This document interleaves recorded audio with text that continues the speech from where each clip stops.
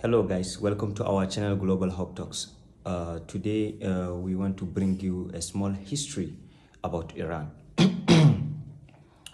As we are heading to the second week of the war, and many people are asking why is the United States attacking Iran?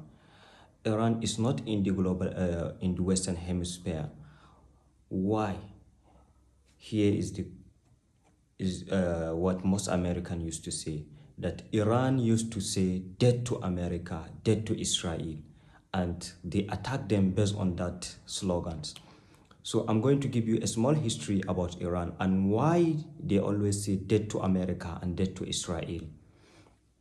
So this event started during the rule of Mohammad Reza Pahlavi Shah. At that time, Iran was ruled by a monarchist.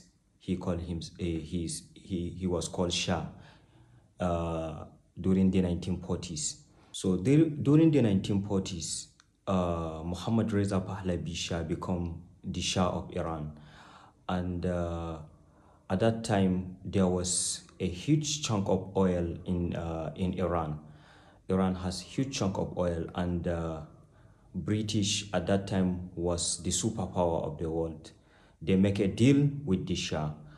85% of Iran oil went to the pocket of British, and it left the Iranian with no compensation, nothing to see on the ground, and their oil have been taken by the British. So as time goes on, during the 1950s, Mohammad Mosaddegh, a lawyer by profession, became a prime minister of Iran. And when he became the prime minister of Iran, he decided that he's going to nationalize the oil of Iran, because the deal that the Shah made with British was not a fair deal.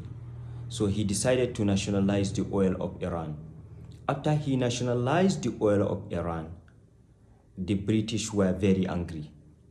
They were very angry with Mossadegh. So they went to the American at that time, because at that time the American were becoming global hegemon. So they went to the American and the CIA. They convinced the American that this guy is becoming more of a communist. Let's put him out. So with the help of the backing of the CIA and the American government, they bring an end to Mossadegh regime. After they topple Mossadegh regime, they put him on house arrest, and unfortunately he died on house arrest. So they strengthen Mohammad Reza Pahlavi Shah rule.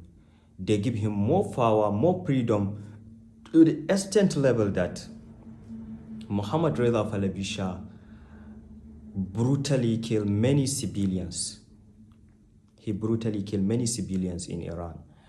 His regime was one of the most brutal regimes, and with the backing and the help of the CIA, he committed many atrocities which angered the civilians, and the clerics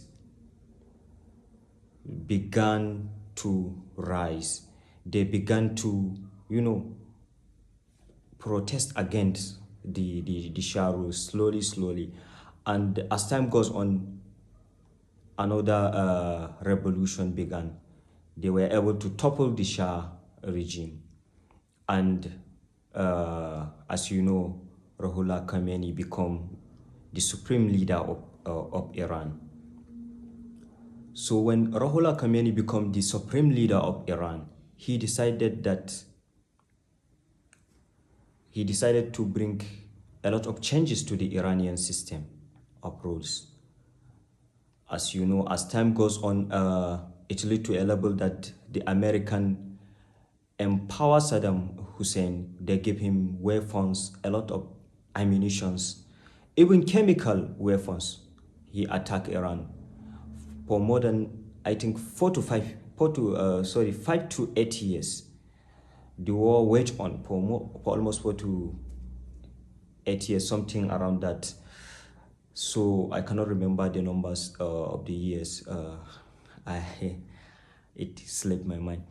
So he uses chemical weapon. He attacked Iran for all those years, and it led to a level that the Americans see no end to it, and the Iranian were very, you know, when it comes to nationalism, the Iranian are very tough. They really love their nation. You have to check the history of the Iranian. It's dated back to the Persian Empire, you know.